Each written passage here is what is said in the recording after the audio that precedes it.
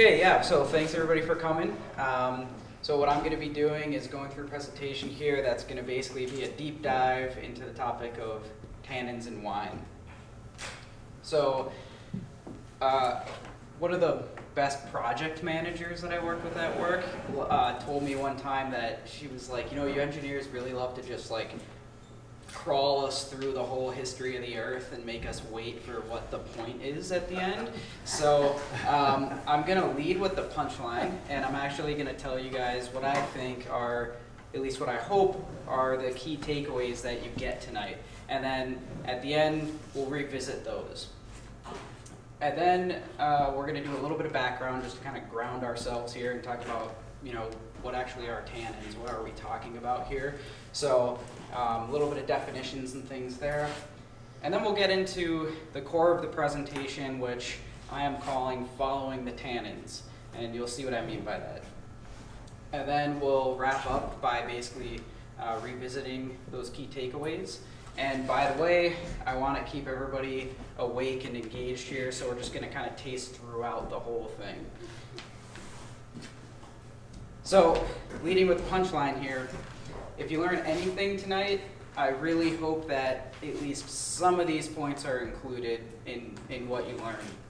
So, the first point, and probably the most important one, is that you as the winemaker can influence the tannins in your wines. So I really hope that after tonight, if you don't already feel this way, that you leave here and you feel empowered to actually make a difference on this in your wine. And I think it could be pretty significant too. Is that going? It is. It's just you can't see the slide. It's too bright. That's okay. Point number 2, and this is going to be an important one, and something that I think as home winemakers we kind of tend to overlook. Not all tannins are created equal. So we're going to talk about differentiating between quality and quantity, the different sources of tannins. We'll even touch on how tannin and acid can reinforce each other a little bit. Point number 3, and hopefully if you were here last year, you already know this because I talked about aged wine last year.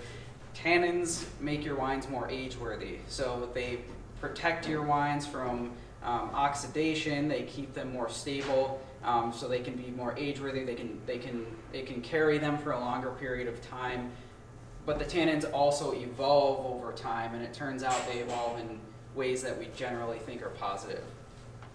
And point number 4, which kind of ties all this together, we're going to be talking about different winemaking techniques here, which feed right into point 1.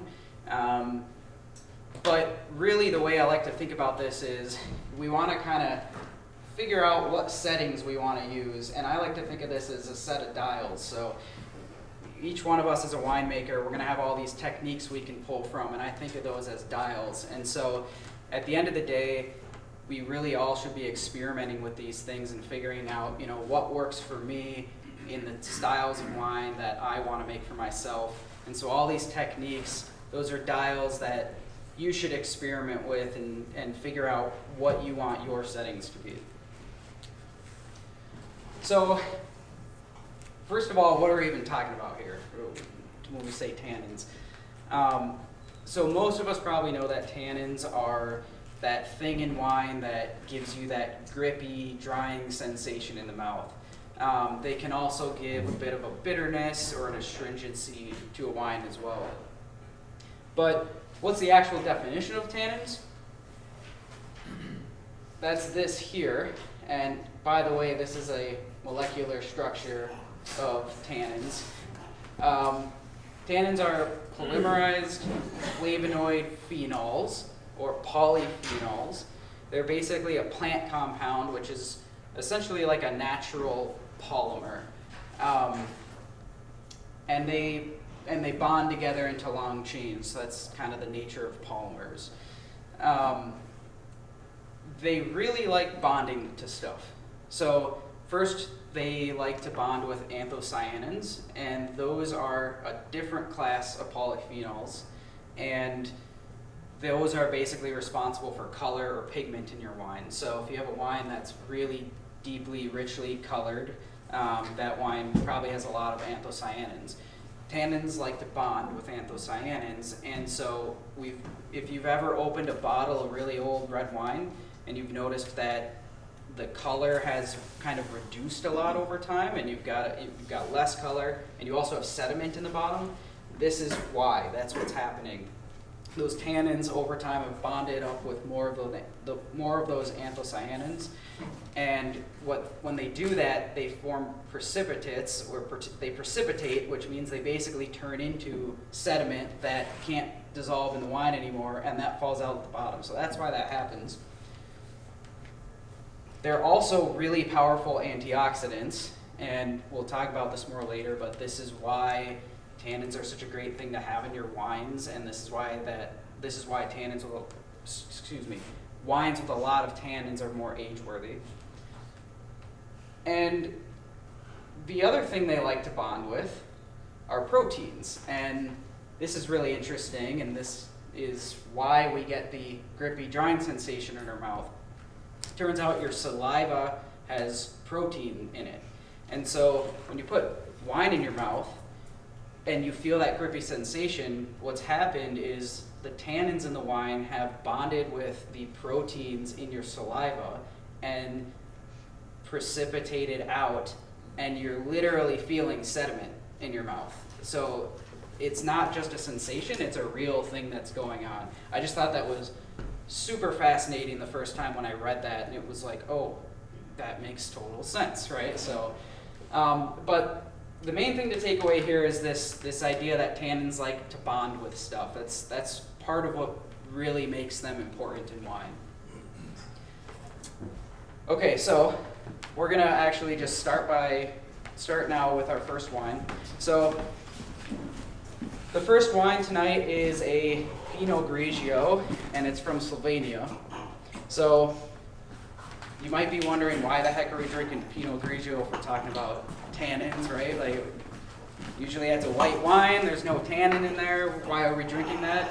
Anybody have any idea why we're drinking this wine? Any thoughts? It's an orange wine, so it's made like a red. Yep, that's pretty much right. So this is an orange wine, or as people who like orange wine more affectionately would call it, an amber wine, which is nice because it doesn't confuse non-wine people into thinking it's made out of oranges. So basically that means it's a skin contact wine. So whereas a traditional white wine, you're usually trying to minimize phenolic extraction. You don't want it to sit on the skins at all. You don't want to get tannins in there. In fact, professional wineries won't even crush the grapes at all. They'll just direct press the grapes. In this case, this wine was actually started like a red wine, and it spent 72 hours sitting on the skins macerating. So what that means is this wine actually did extract a little bit of tannins into it, and you can see it extracted some anthocyanins too, because it has that bit of amber color. You can tell this definitely doesn't look like your typical Pinot Grigio. Also noteworthy, very subtle, but 5% of this was aged in small oak barrels. So we'll touch on this later too, but that's important because it turns out you can get a lot of tannin out of oak as well. So this is going to be a very lightly tannic wine. You might not even get much of that actual grippy sensation on your palate. I think where you will notice the tannins a little bit more in this wine are on the finish. There's a little bit of astringency or bitterness there. But yeah, this is I thought this was a really fun wine. I think it's tasty. I think it's kind of interesting to figure out how to pair it with food and things like that. Take any questions as you go, or want to be left alone? We can do some questions, yeah. Just on the last slide, talking about fining agents and with proteins, are they stripping out some of the tannins? So I think that's a good question. I don't know the exact answer, but I think what's going on is that ultimately the so the proteins like bonding with stuff too, and I think they will bond with some tannins, but you're gonna have a certain, and we'll touch on this, but there's a certain level of tannins in your wine that are going to eventually bond and fall out and form sediment, and when the fining agent helps to just make that process happen really fast.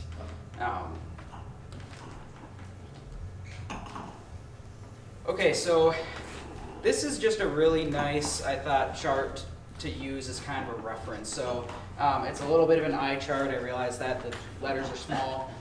But basically, what we're looking at here is this is an attempt to sort of show the relative tannin levels in different grape varietals or styles of wines. So we don't have to look at every single one of these, but we can just kind of note that, you know, at the very bottom here we have white wines. So like I just mentioned earlier, your more traditional white wines, you typically try to minimize phenolic extraction to have little to no tannin, basically. Again, we'll get here a little more later, but oaked white wines or rosé, you'll have a little bit of tannin in there. Notice that when we get to red varietals, we basically start with Beaujolais, which is made with a Gamay grape. So that's kind of like the lowest tannin content of the red wines, at least on this chart. And then we kind of move up the chart, and I think, you know, when we look at this, it makes sense, you know, if you've had these types of wines, it should be consistent with your experience drinking them. You know, kind of more towards the middle of the reds, we've got Sangiovese, Tempranillo, and then we go up, we start to get into the Bordeaux varietals here, and then pretty much at the very top, more or less the Nebbiolo grape. Now, you might notice that this is all vinifera on this chart, so it begs the question, where do hybrid grapes stack up? Because, you know, many of us in this room have, probably everyone in here has drank a hybrid wine. Many people make them. Some of us have them grown in our backyard. So where do those stack up? So I found a really interesting study that was done, and I pulled out this snippet here. So in this study, they were able to actually measure the tannin content in grapes. And when they when they looked at the tannin content in basically like sort of standard vinous vinifera varietals, I didn't dig out the exact varietal they had, but you know, let's assume middle of that chart, right, that we were looking at. And they measured the tannin content there, and then they compared it to hybrid grapes, specifically Marquette. They basically found that the Marquette grapes had about 1/3 of the tannins of the more typical vinous vinifera varietals. And I think, you know, that's consistent, at least with my experience, and probably with a lot of you, where, you know, it can be hard to get a really full body kind of tannic wine out of these hybrid grapes we grow. They do have a lot of acid, and as it turns out, acid and tannin reinforce each other. So, you know, the tannins that are there might tend to get reinforced by that acid that's in there. But yeah, at the end of the day, this is kind of how they stack up, you know, roughly 1/3. Okay, so we're gonna follow the tannins now. And when I say follow the tannins, what I basically mean is let's start at the beginning of the winemaking process and step through all the way to the end, hitting on all of the major kind of events, I'll say, that influence tannin or that are important for tannins in our wines. So we're going to dive into each one of these in a little more detail. So you don't need to memorize what we're looking at here, but one thing I do want you to notice is just how many of these events occur in just the first few weeks of the winemaking process. So we probably all kind of know in this room that, yeah, you know, 80% of the labor of making let's say a red wine is in those first several weeks. That's where there's just a lot happening. And it turns out that that's really also the case when we're talking about things that influence the tannins in our wines. Okay, so we're on the next grape. I better drink what I have here. excuse me, next wine, not grape. So the next wine we're going to try is the Jadot Beaujolais-Villages 2022. I don't have good French, but maybe I said that right. Pretty good. So this is a Beaujolais wine made with the Gamay grape. So if you remember back to that chart we just looked at a few minutes ago, Beaujolais or Gamay was basically the lowest of the red varietals in terms of tannin content. So I think you'll find that when you try this wine. So we're stepping up the tannins a little bit now from the Pinot Grigio amber wine. So this is going to be sort of a lower tannin wine, but it's going to have a good acidity to it. So remember when I was talking about acid and tannins reinforcing each other? So although the tannin content in Beaujolais is typically not very high, there's probably going to be a good acidity there that's going to reinforce the tannins. So you will still get the sensation of some tannins there. And by the way, when I'm talking about that fresh acidity, another thing that is typical in Beaujolais is many of those red wines don't go through malolactic fermentation, so you may get that sensation of malic acid in this wine as well. I wasn't able to confirm this specific wine that it definitely didn't go through MLF, but my opinion based on tasting it was it probably did not. So it's going to be kind of lighter bodied. You're probably going to get, sort of bright fruit notes, maybe red berries, that type of thing.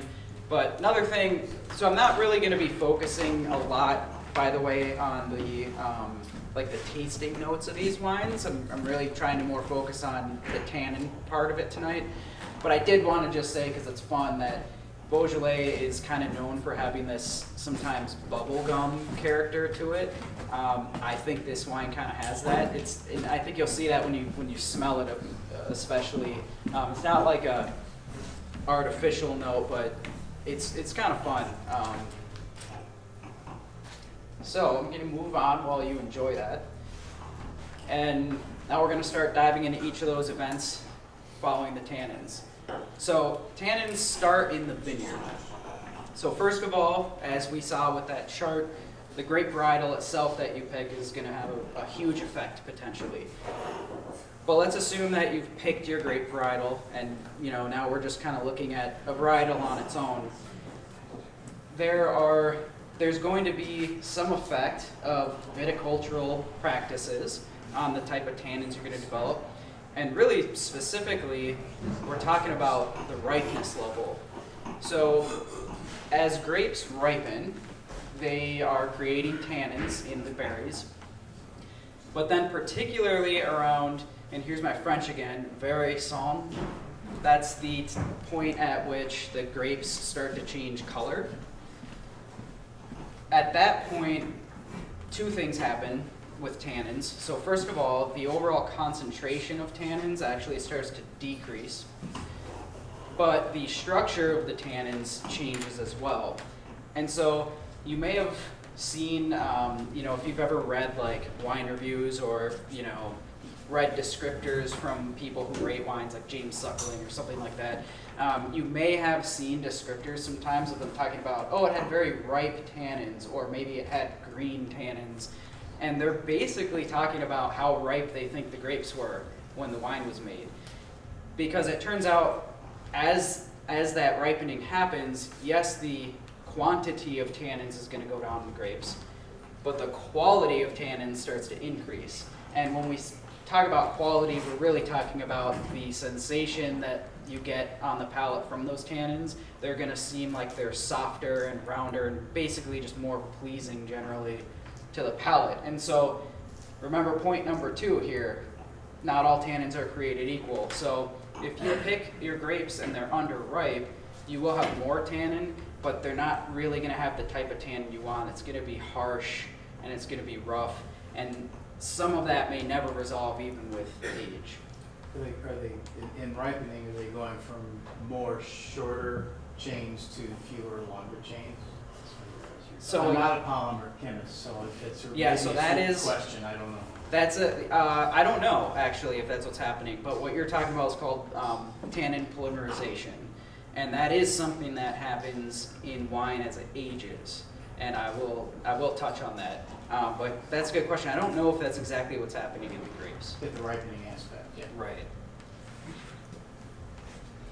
Okay, so we've grown the grapes, we've harvested the grapes, we picked them at the ripeness we wanted.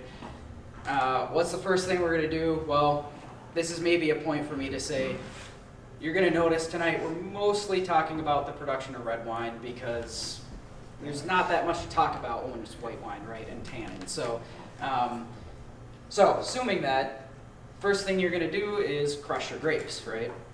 So there are some methods where maybe you're not gonna do that, but that's kind of a corner case thing. So almost always you're making a red wine, first thing you do is you crush the grapes. So crushing the grapes in its own right helps us to extract tannins, because what you're doing is you're tearing the skins, and that makes it easier to extract tannins from the grape skins. And the grape skins are basically where the best tannins are. So you can get tannins from seeds, you can get tannins from material other than grapes, mog, as people like to call it. But the tannins you're going to get from grape skins are the best ones. So crushing is good. But there's another technique we can do at this point in the process, and it's called the Saunier method. So when you crush your grapes and now you've got your grape must and it's sitting in a vat or whatever it is, there's going to be a certain amount of grape juice in there that's just sort of free from the grapes because you've crushed them now. The Saunier method is when you basically bleed off all that free juice. And now you can take that away and go make a rosé with it, do whatever you want. But what you have left now is a grape must that has a higher ratio of grape skins and other solids to juice. So the thinking is that this is a way to get basically a more concentrated, full-bodied wine that is going to extract more tannin into less juice, essentially. So you can get a more full-bodied tannic wine by using this method, if that's what you want to do. Joey. So, like, for those of you who've gotten grapes like in the big bins with the plastic liners, so it used to be I used to like not want to waste a single drop of that stuff, right? So if there was juice in the bottom of that, I'll save it and dump it in the fermenter. But I think it's better for the wine if you actually just dump that, or put it into rosé, But that'll make your wines more tannic if you discard that portion, or keep it for rosé. Yeah, I totally agree with that, and that's why I don't take that juice anymore too.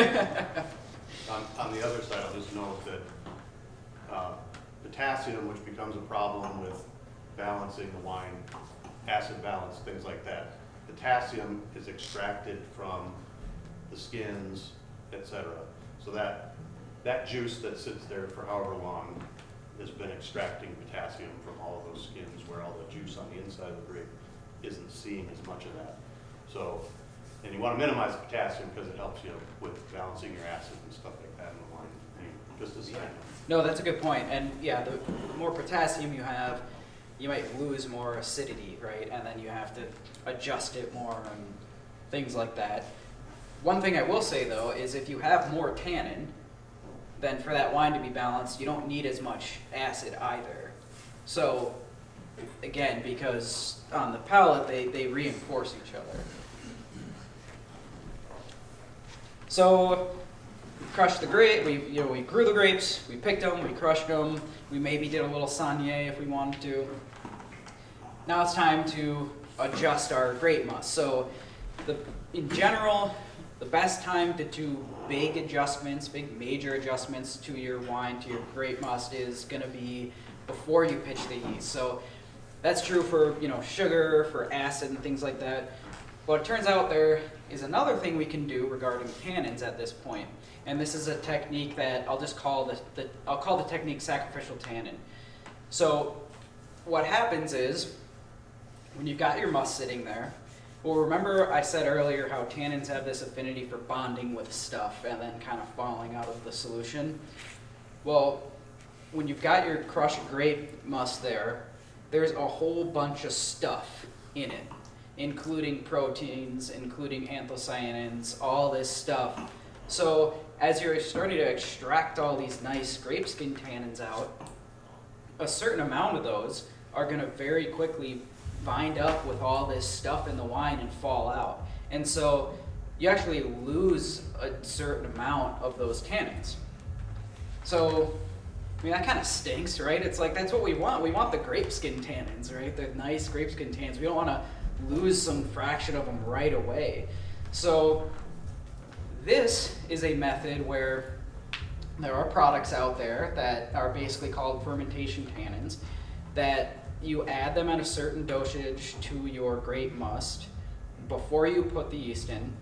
And the thing is, you're not actually adding these tannins to your wine long term, because the idea is what you're adding these tannins because they're a specific type of very reactive tannins, so that they can go in there and be sacrificed to all that stuff that wants to bond up with the tannins, and now that stuff's gone and all your grape skin tannins get to stay in the wine. So it's kind of an interesting thing. It feels like you're adding a whole bunch of tannins at the beginning, but really you're not adding these to the wine. They're just going in there to take the fall so that you can preserve the grape skin tannins that you want. Now, another maybe more subtle way of doing this is to just add oak chips to your grape must. Again, as we'll see later, oak contributes tannins to your wine.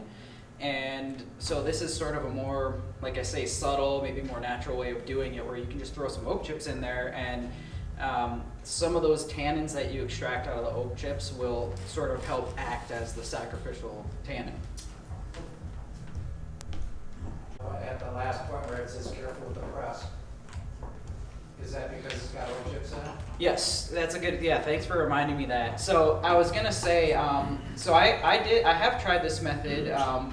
This year was the first time I tried it, actually, and I used the product, and the only reason that I strayed away from oak chips is because, yeah, I have a bladder press now, and I was a little scared putting these kind of sharp cornered chips in with my must in there, that it might kind of poke at my rubber bladder, and I don't know, it's probably fine, but I was just a little scared by that, so. Just one comment on that front. I've been using toasted oak powder for a number of years. It's not easy to get. I had to buy a lifetime supply, like 50 pounds worth. So you can supply all of us. I put in a couple of fistfuls into the bus. You're selling off baggies to people? Yeah, sometimes. But yeah, I think that's what it's doing. It's creating sacrificial tannins. Yeah, very cool. Yeah, thank you for sharing that. So does, what's the play? Bentonite, does bentonite do something similar? No. I think bentonite is more of like a fining agent, right? Yeah, for clearing out the for wine. clearing and proteins. Proteins. And bentonite is also good for poison ivy. That's the bentonite clay. I quit using it in the kits, and when I got poison ivy on a trip, it's like, oh, and I don't have calamine lotion, and that's the active component. So don't throw away your bentonite clay. Okay. Keep it for when you get into something in the backyard. Yeah, they're good for if you drink water at places that it's not. Yeah, that's fun. And just on your question, so you wouldn't use bentonite in red wine anyway. You want to use the bentonite for white wine, so it's not going to affect tannin. It won't have an effect because you shouldn't use it for red wine. So. It actually takes some of your aroma away. And color. Yeah. So you don't want to use bentonite for red at all. Okay, so I think we're at the next wine now. Okay, so now we're getting into the more interesting wines here, some special stuff. So next one we're going to try is the La Rioja, Alta, Viña, Ardanza, Reserva, and this is the 2012 vintage. So the vintage is maybe the key on why we're having this wine tonight. So the wine's from the Rioja region of Spain, which means it's basically a Tempranillo-based blend.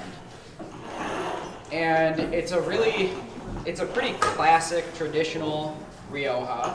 And as part of that, obviously, like I said, Tempranillo-based, but also oak age, specifically in American oak. So that's kind of the tradition in Rioja, that the red wines traditionally are aged in American oak. And I think you'll get some of that on the aroma and the taste on this. So one thing to note here is in that region, there's sort of this tiered quality system, like we see in a lot of regions in Europe. And as part of that, so for example, like this is a Reserva. I think the tiers go Crianza, Reserva, Gran Reserva. And so each one of those levels requires a certain amount of time that it's aged in oak, and a certain amount of time that's aged in the bottle. For a Reserva, it's something like 3 years or 4 years total, I think. I forget exactly. But then also you'll find that a lot of the producers out there, each of their wines that are labeled with that, they will exceed that on almost every one of them too. So the current release on this wine is actually the 2016. By the way, we've really explored this region the past few months, and it's really awesome because this is one of the best places to get good wine and like taste what aged wine can be like and not pay insane prices. I mean, this is a nice one, and it's, like I said, it's an older vintage, but you know, they have other level wines and everything, and a lot of them are really enjoyable. But the key here is that it's got 11 plus years of age on it. So we'll talk a little bit about why age matters, but in general, you should expect to have sort of a softer, more kind of well-integrated tannin profile in this wine. It may have, by the way, just based on the style here, it may still have a good acidity to it. And I wouldn't be surprised if it, even though it's 11 years old, if it still tastes younger than that. Some of these Rioja wines can be very age-worthy.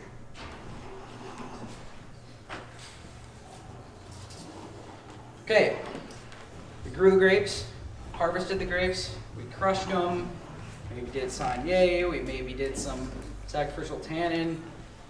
Finally ready to get to this maceration and fermentation stage here. So most of these techniques I'm going to talk about are ways to extract more tannin, but also ways to potentially affect quality of tannin. And again, we want to think about this as dials. So if you want a super full-bodied tannic wine, you do all this stuff and dial all of them up to 10.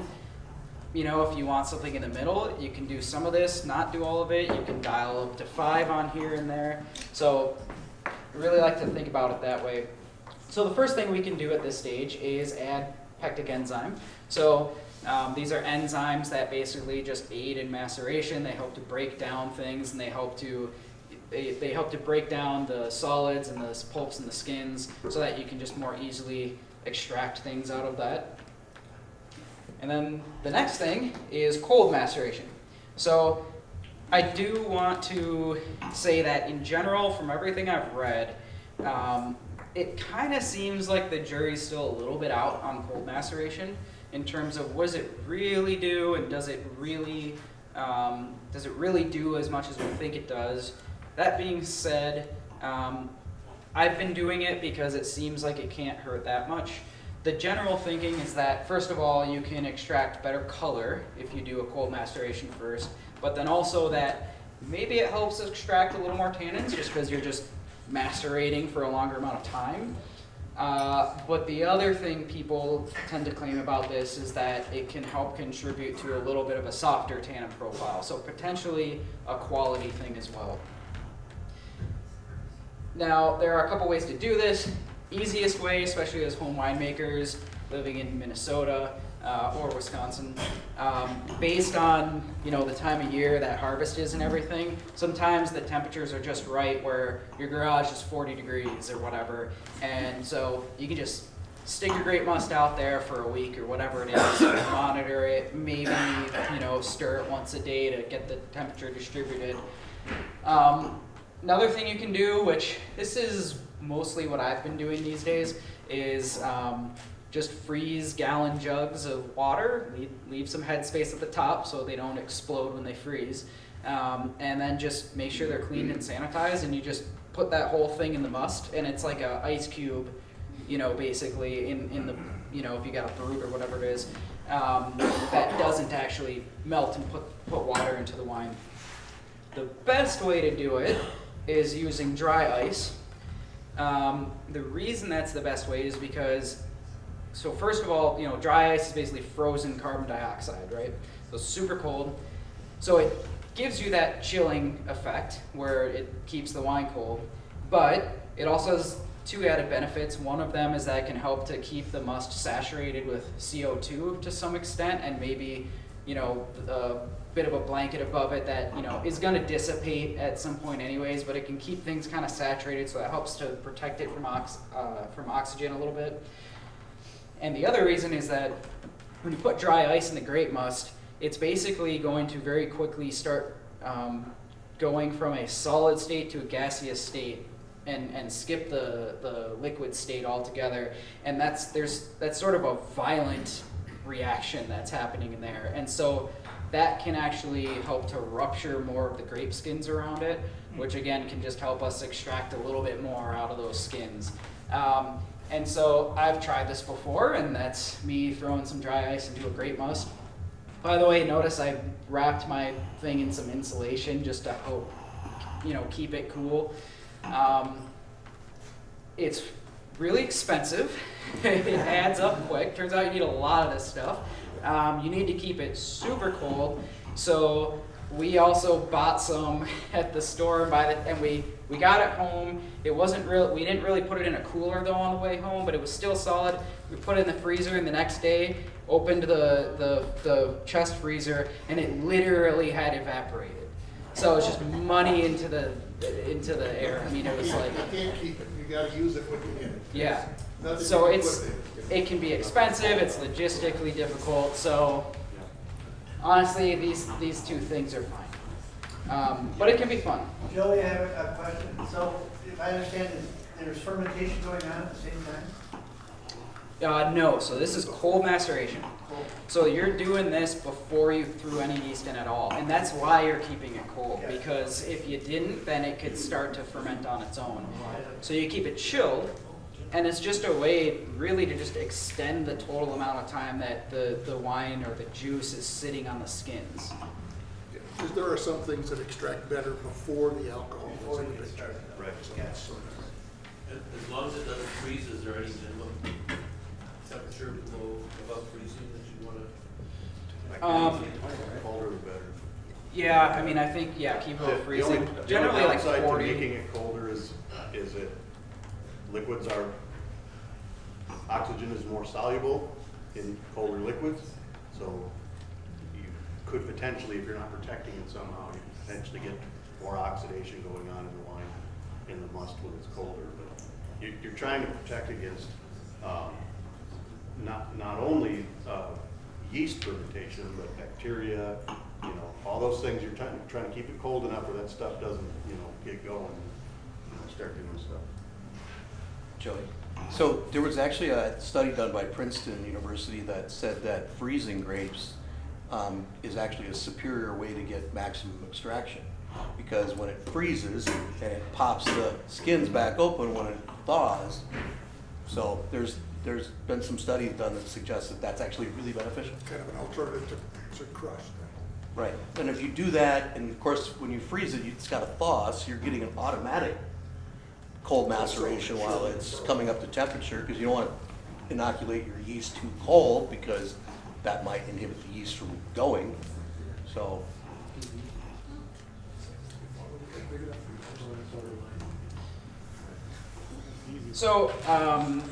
after the cold maceration, that's when now we're finally ready to put yeast in there and start fermenting. So it's taken us this long to just get to putting yeast in there, right? So in general, when we ferment a red wine, you're actually going to be able to get the most extraction by doing what you'd call a fast and hot or a quick and hot fermentation. So you may think that a lower temperature fermentation means that, oh, I get to be on the skins longer because it takes longer. But the temperature basically becomes superior to the amount of time. So a higher temperature is going to help you extract a lot more out of the grape skins.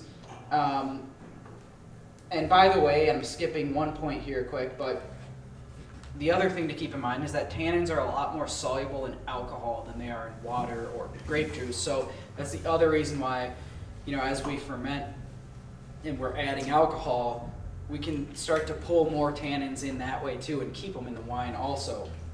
Now, those of us who've made red wine hopefully know that cap management is important. So you start to form a cap, you need to keep pressing that down in some way. So pump overs are really the best way to extract the most.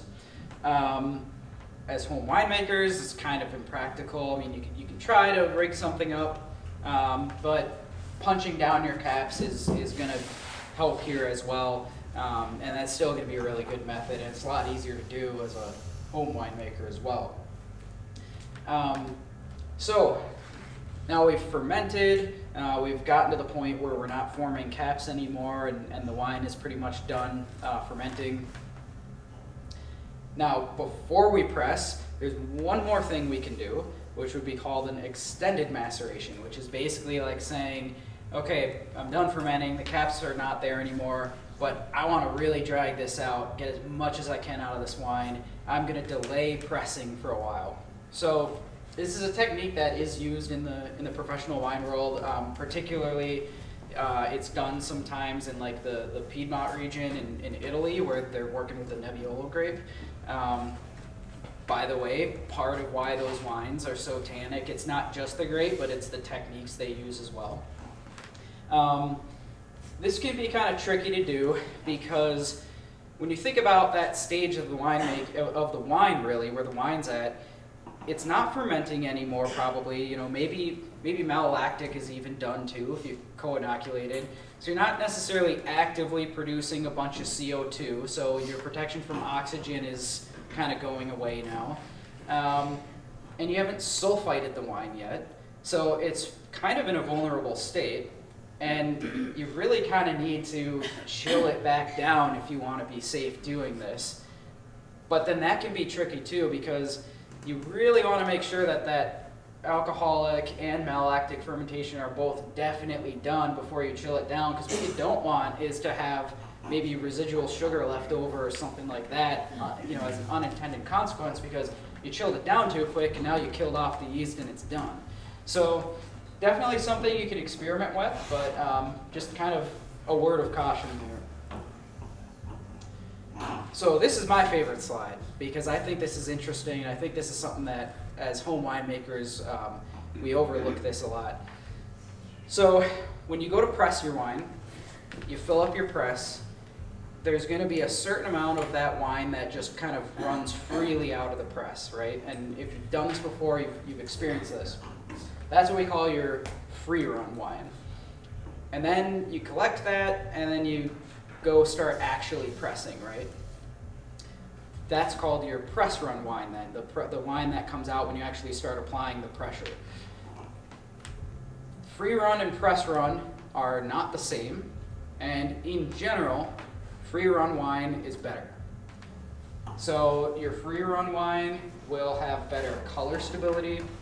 It sometimes will have a lower pH, but most importantly, especially for us tonight, it's going to have higher quality tannins in it.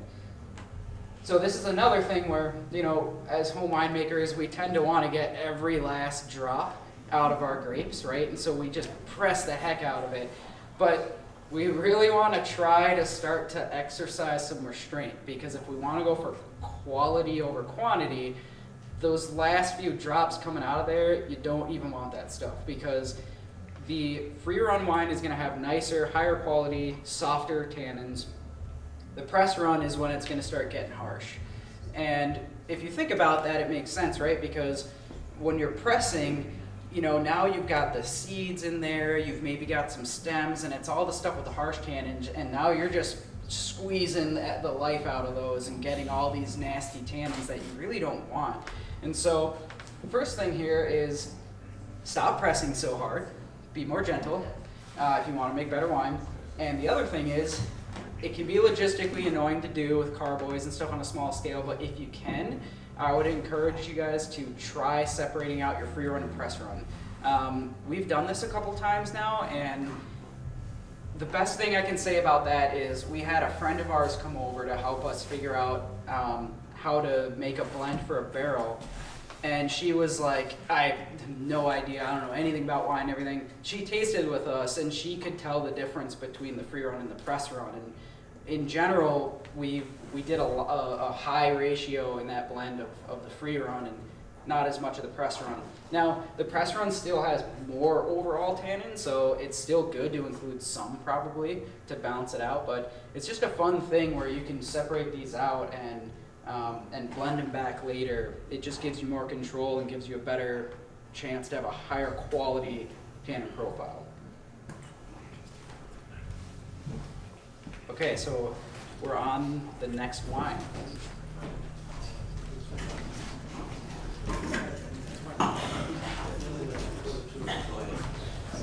So the next wine we're going to try is the Produttori del Barbaresco.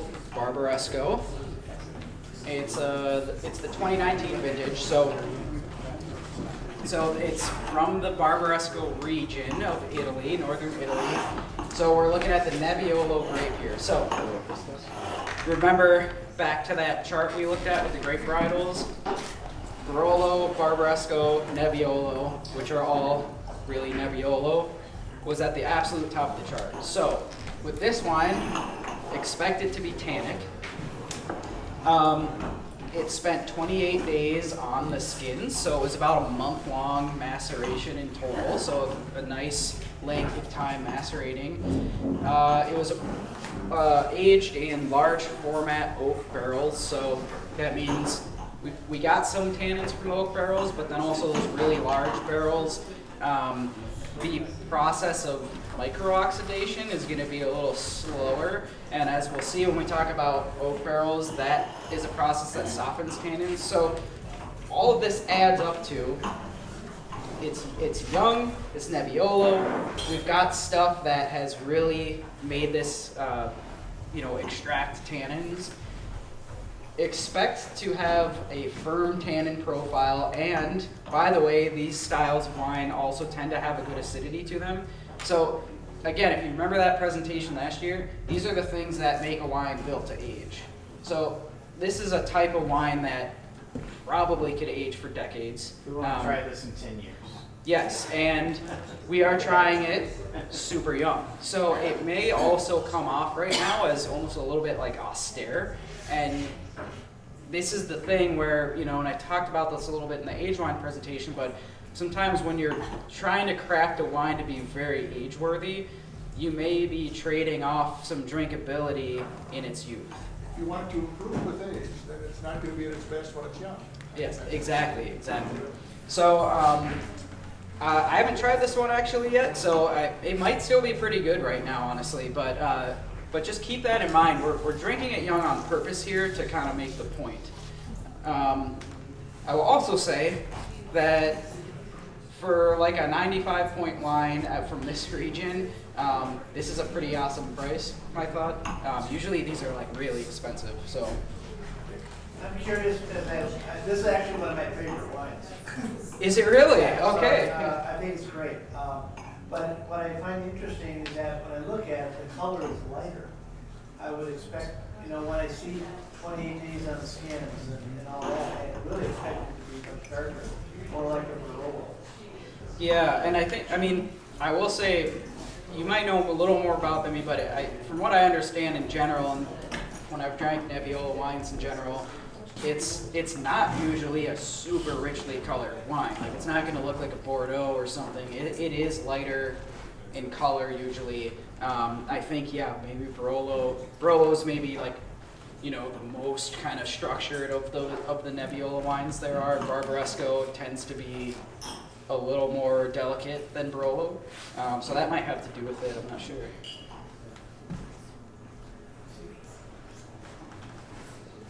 Okay, so I kind of nodded to oak a number of times. We're finally at the oak slide here. So we know, I think most people in this room know that oak can contribute flavor and aroma profiles to your wine, and that's great. But it does more than that. It can add tannins to your wine. And it's not just any tannins. It's high quality tannins that taste like grapeskin tannins, mostly. So we like the tannins that the oak's gonna give us. But in addition to that, the oak tannins that we get in the wine are basically the most powerful antioxidants of all the tannins in the wine. So there's kind of a reason that, you know, the most age-worthy wines out there are oak aged. This is partly why. It gives you good quality tannins that also have super good antioxidant properties, better than pretty much any of the other tannins that are in the wine, including the grapeskin tannins. You can get this from barrels, but you can also get it from oak adjuncts, whether that's, you know, spindles or spirals or chips or whatever it is.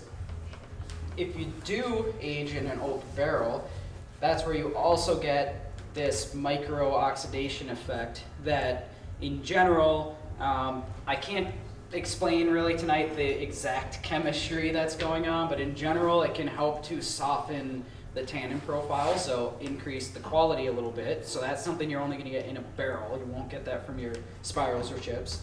And there's also this angel's share effect where, you know, if you've aged wine in a barrel, you know that you need to continuously top up the headspace because it keeps going down over time. Well, one of the side effects of that is, you know, you're basically losing like water vapor and alcohol vapor out through the wood. So one of the side effects is that it can start to concentrate the wine a little bit more, which can concentrate flavors and all that kind of stuff, but also potentially some effect on concentrating the tannin content as well. Okay, so now we're kind of getting towards the end here. The wine has, you know, pretty much been made. It's been oak aged, maybe in a barrel or carboy, whatever. It's just about done now. So this is where we can fine tune a little bit if we want. So remember at the beginning I said you really want to do your coarse adjustments at the beginning, but now at the end we can do the fine tuning. So there are cellaring or finishing tannin products out there as well. Again, use a light touch with this, and really, most importantly, do bench trials with this. So take out some wine. I like to mix up, you know, maybe I'll do 3 50 milliliter samples of wine, and then I'll put different amounts of tannin in each one, and, you know, mix them up, taste them, and you start to zero in, right? And you figure it out that way. Don't just blindly add tannin to your wine, because if you don't like it, you know, too bad, it's in there now. So do some bench trials. And if you really want to kind of do things the proper way here, after you've done those bench trials and you've figured out this, we think, you know, I think this is the optimal amount of tannin, this is exactly what I want to add. Add it in 2 stages. So add half that amount, and then give it, you know, a few weeks, let it kind of integrate. Then you taste the wine again, and then you say, okay, does it still need that other half? And if it does, go ahead and do it. That's the conservative way. It's hard to be patient though, right? So go at your own risk. One other thing, well, 2 things. So one, I also, you know, kind of like to start with this stuff with, like, I'll pick the low end of the range that the product recommends. It might say, you know, X grams per liter up to Y grams per liter or something like that. So use that just range as your starting point. And then the other thing is just try your best to do this tannin addition at least like 3 or 4 weeks before you're going to bottle that wine. So remember, tannins like bonding with stuff. So first of all, you want it to be able to fully integrate with the wine so that it's, you know, it's homogeneous and everything, and it's fully integrated and you can taste it again. But second of all, you know, you're adding tannins, you're sort of changing the balance of the wine now. And so there's a chance that you might get a little bit more additional sediment forming after you do this. And you know, it'd be nice for that to happen in the carboy, not in the bottles 3 weeks into being bottled. When you just stir it up once, is that good enough, or is that, you need to like come back to it every so often? I think the best thing to do is take a little bit of wine out, dissolve it in the wine, try to make sure it's fully dissolved, and then add it back in. You could also just, you know, dissolve it in some just in water, or maybe distilled water. That's hard for you to say, isn't it? He doesn't like to add water to his wine. Yeah. Yeah, you can dissolve it in water. So I take wine. These days I just take wine out. Yeah. He's Yeah. such a purist. He makes very good wine. You can use liquid tannin too, just use rocks. Yes, and there's liquid tannin products out there too. And that does bring up a good point that and I'll get here in a second here, but you know, just notice that there are these tannin products out there, and they're not necessarily all the same. So again, back to key takeaway number 2, not all tannins are created equal. There are different products out there, so your fermentation tannins might not necessarily be the same as your cellaring or your finishing tannins. Okay, so we're kind of at the final stage now, and we're looking at aging wine. So think back to that Rioja we had a little bit ago. So why do we care about aging wine when we're talking about tannins? So there's a few theories out there about what happens when we age wine to tannins. So the first one touches on something we already talked about at the very beginning, which is tannins like to bond up with anthocyanins. So again, when you've got, let's say, a bottle of red wine and you've aged it for 20 years and you open it, you'll notice that you tend to lose color. It starts to go from a vibrant, bright, dark red to maybe a lighter, more brick red color. And that's what's happening here. So over time, you're going to lose some tannins to that bonding activity that's happening, and then you get sediment as a result at the bottom of the bottle. So in this sense, you're just tasting less tannin. So the tannin profile, maybe when you made that wine, was a little bit, you know, really strong, and maybe there was some good acidity in there and it was a little too much. Well, now you've just got a little less tannin and you've kind of shifted that balance down a little, and it's softer.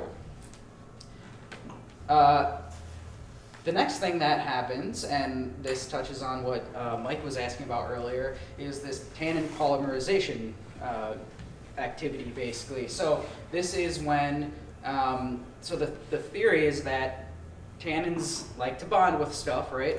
They also like to bond with other tannins.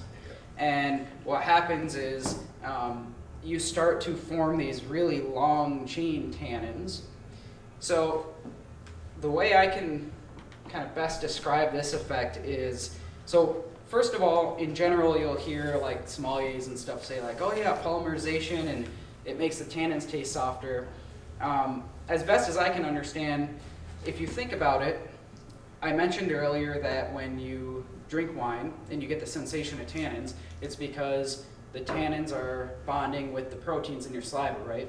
So if you have tons of short chain tannins in there, each one of those represents an opportunity to bond with a protein molecule and make a piece of sediment, right? If now I have, you know, a ton of those short chain tannins linking together, they're forming a smaller total amount of long chain tannins, and now there are less opportunities to bond with proteins. So in this sense, once again, we're just tasting less tannin, right? So it's kind of interesting. It's like, are the tannins really getting softer and changing the way they taste, or are we just tasting less? And I don't really have a good answer for that. All I can say is that we don't really know for sure. It's actually pretty complex what's going on. What we do know from really just an empirical sense is that the way tannins change as wine ages is almost always, at least in a wine that's crafted to be age-worthy, they change in a way that we like, and that makes the wine more pleasing on the palate. So if you have done all these techniques we talked about, you're probably crafting an age-worthy wine, and you probably want some of this stuff to happen.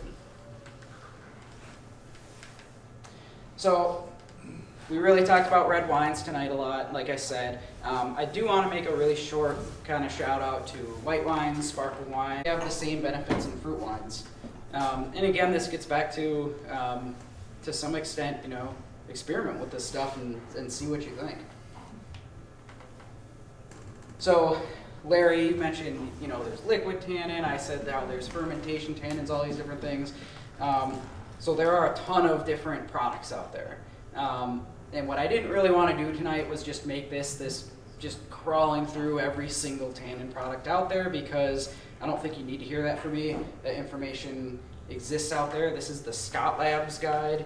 Pauillac got tables in his books. There's all sorts of things out there. The main thing to know is just that, again, they're not necessarily all the same. So if you want to try some of these techniques, just go reference some of these guides and, you know, choose which product you think seems the most suited to what you're trying to do. Okay, so we're on our last wine, and I'm behind up here, but I appreciate having multiple glasses. So you guys are gonna have to tell me whether or not we saved the best for last, because you've tried them all now. So what we're having here, this is the last wine of the night, is the Chateau Grand Puy Ducasse. This is from the Pauillac region in France. So first of all, this is a Bordeaux wine, Bordeaux blend, and it's from the left bank of that region, and really specifically it's from the Pauillac region.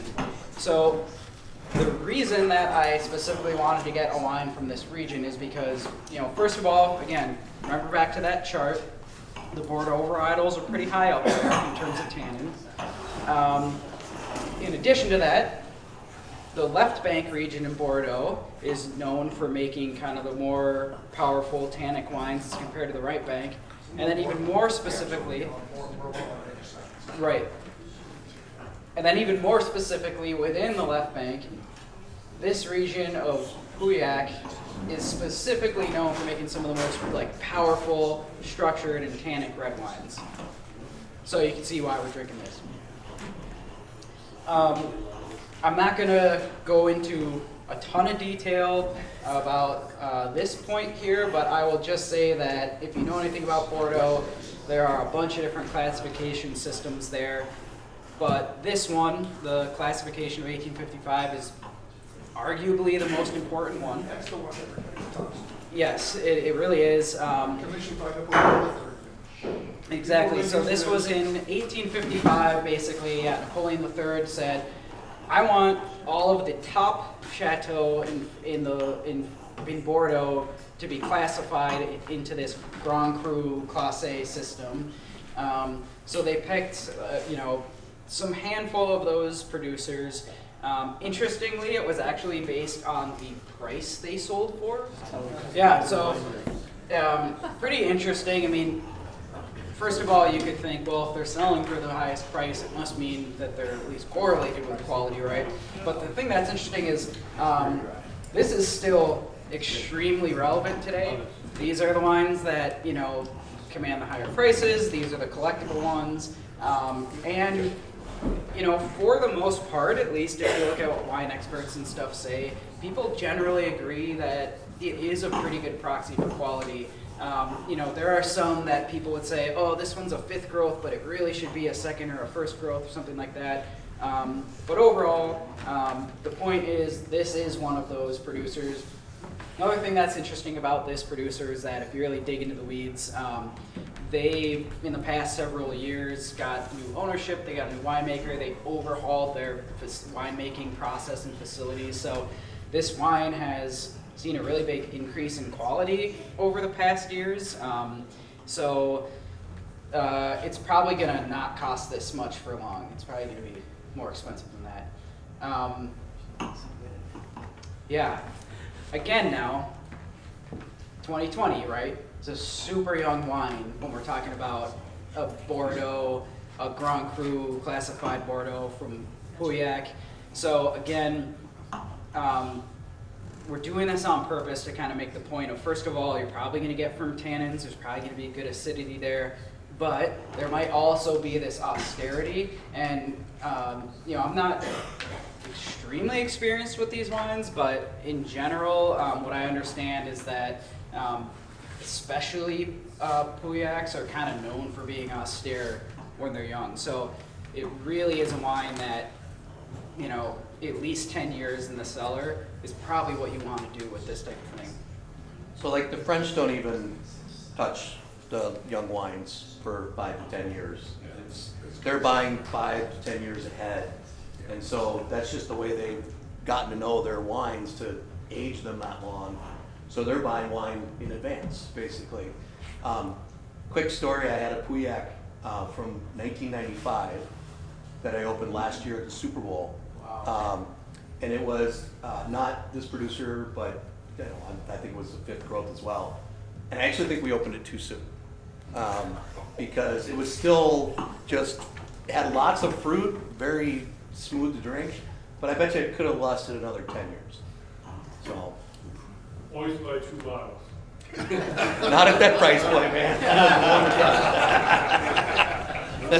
The only problem was really good. The only problem with that wine is the bottle wasn't big enough. It wasn't big enough, right? I should have bought the bigger one. The other thing you can do is, I will say also, like, we've been really learning more recently, like, actually trying to put in the effort to decant a wine. And I'm talking like 3 hours or something. Funny story, we just bottled a GSM blend that we made, and that was like maybe 6 weeks ago or something. We opened a bottle and it's like, yes, way too early to open this, but let's just try it. We put it in a decanter, and it sat there for like 3.5 or 4 hours, and we tried it, and it really was different.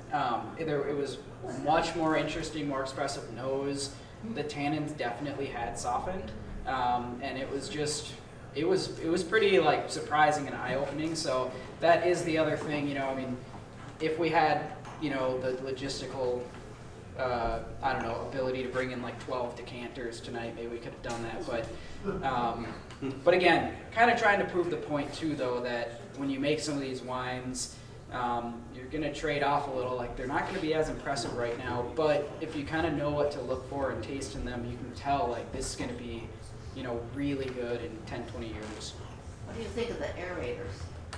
We have a couple of those, we don't use them very much, but kind of accomplishes the same thing, makes it pretty good. Yeah, you know, I don't know. I feel like I can't speak to that enough. I've tried them before, and I think letting it sit for a longer time in a decanter just seems to have a better effect, in my opinion. Yeah, I would agree. Yeah, and so I think part of it is like, and again, I don't know the chemistry well, but I think like really quickly exposing it to a lot of air, I think it needs the time component still to like get the oxygen in there and everything, but that's just been my own experience. Okay, so we made it to the end here, and we're gonna go full circle back to the key takeaways now. This is when you would normally see this slide. So point number 1, you as the winemaker can affect the tannins in your wine. You can affect the amount of tannins, you can affect the quality of tannins, you can affect where they come from, and you can even age the tannins. So, feel empowered to make a difference here. Point number 2, not all tannins are created equal. We talked about the difference between quantity and quality, about the different sources of where tannins come from. We also talked about how tannins and acid can reinforce each other. Point number 3, and this is what we were just talking about, tannins make your wine more age-worthy. So they're powerful antioxidants, they protect the wine, they carry it along for longer, keep it stable, and they evolve in ways that generally we like. And point number 4, I really hope, if nothing else, at least a few of you feel excited about going home and experimenting with some of these techniques and developing what are your settings. What do you want to zero in on with these dials? Figure out what works for you and the style you want to make, and come back and share that with all of us, because this is how we can all become better winemakers. You know, I'm gonna make different mistakes than you and maybe different successes than you, and so I hope we can all go experiment away. All right.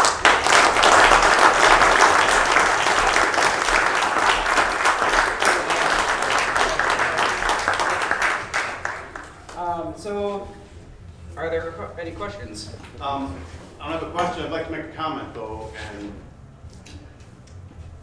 based on especially the sacrificial tannins, you guys know because you've recently experienced this, and Doug hinted to it earlier, is these sacrificial tannins aren't normally available in small, like, personal sizes, right? They don't come in little packages.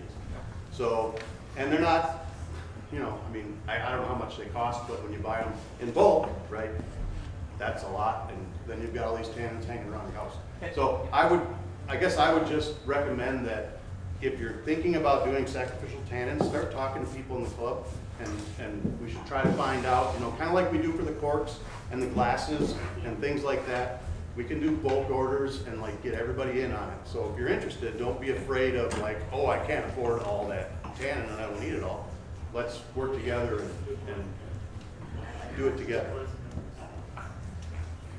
So, one of the things I'm wondering about, I feel like it's a guessing game at the very beginning when you were talking about maceration, whether you put tannins in or not, you know, because I haven't done that at that point. But it's like, okay, so I want to do it, but why, how much, and why would I, you know?